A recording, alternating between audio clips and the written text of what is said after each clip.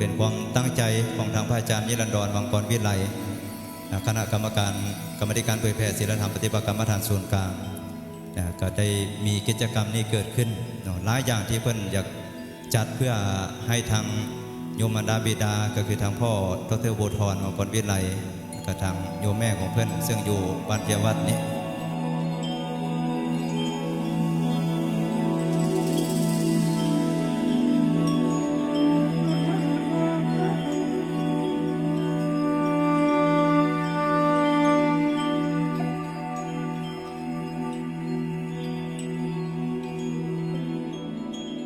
ถือได้ว่าเหตุการณ์นี้เป็นเหตุการณ์ที่สำคัญที่หายากเพราะว่า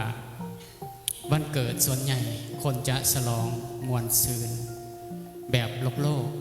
แต่ว่านี้อาจารย์นิรันดรเพิ่นได้จัดพิเศษเพื่อแสดงถึงความหูบุญคุณแก่บิดามารดาของเพิ่นและเพิ่นก็เป็นพระสงฆ์ที่ยังโชคดีอยู่ที่ยังมีพ่อมีแม่อยู่ให้ชื่นชมให้ยินดีให้อนุโมทนาในเหตุการณ์นี้เป็นเหตุการณ์ที่สำคัญที่ว่ามีการถวายพระไตรปิฎกพร้อมๆกันนี้ก็ได้จัดพิธีพิเศษที่บ่เป็นเพียงแต่ถวายพระไตรปิฎกแต่ยังมีการสนทนาเพื่อให้เกิดความเข้าใจในหลักธรรมคำสอนที่เกี่ยวข้องกับหัวข้อ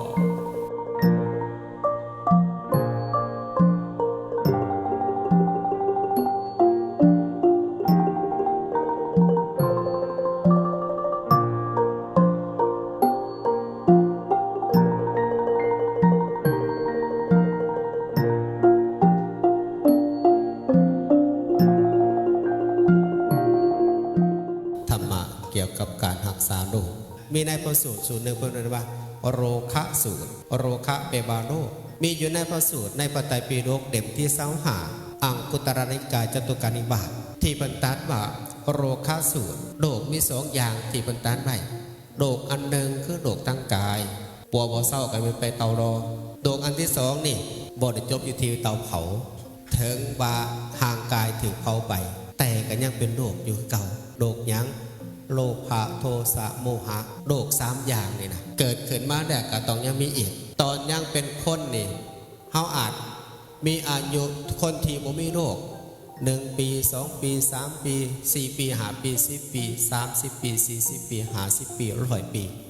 เฮาอาจจะบางคนอาจจะบ่เคยมีโรคเลยโรคทางกายแต่ว่าโรคทางใจมีเพิ่นจะว่าให้มียาทำมารักษาโรค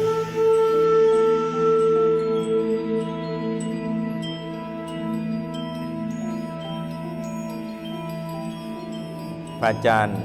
นิรันดรถือว่าจัดกิจกรรมแบบบูรณาการ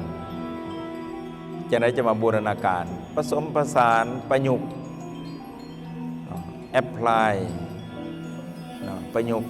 เห็นจะไหนเอาแห่พระไตรปิฎกแห่พระไตรปิฎกแบบว่ามาฟังเสวนาธรรมเพราะว่าฟังเสวนาธรรมแล้วยังบ่ให้มืออายุมาปฏิบัติธรรมเอาเดินจงกรมยังนั่งสมาธิแล้วยังโมแล้วอยู่ดึกเดือนตึกขึ้นเข้านี้ไปเด่นไปเที่ยวไปกินไปอยากก็เพิ่นยังมานั่งฟังข่อยเว้าอยู่เหมือนกันก็มันโพดมันเหลืออันนี้พวกนี่นั่งอยู่นำหมดจื้อหน้าไปเด้อเทวดาเอ้ยขอให้พระเจ้าใหญ่อยู่เพียวันนี่จื้อหน้าไว้อันนี้คือนางเทพธิดาท้าวเทพบุตรนี่ให้ได้ขึ้นสวรรค์สันฟ้านะต่อใส่นิรพานพุ่นซะพระเจ้าใหญ่ศักดิ์สิทธิ์นี่เบิ่งเอาไว้จังได้ก็ตามเนาะถือว่าแม่พ่อทั้งหลายอดทนในธรรมดีกว่าอดทนไปเที่ยวดีกว่าอดนอนหย่อนเบิ่งหมอลำเลืองอดทนฟังพระเว้ามันคนละอดทนกันได้อดทนนี่มันจะได้บุญอดทนตอนนั้นมันจะเมื่อยหิวนอน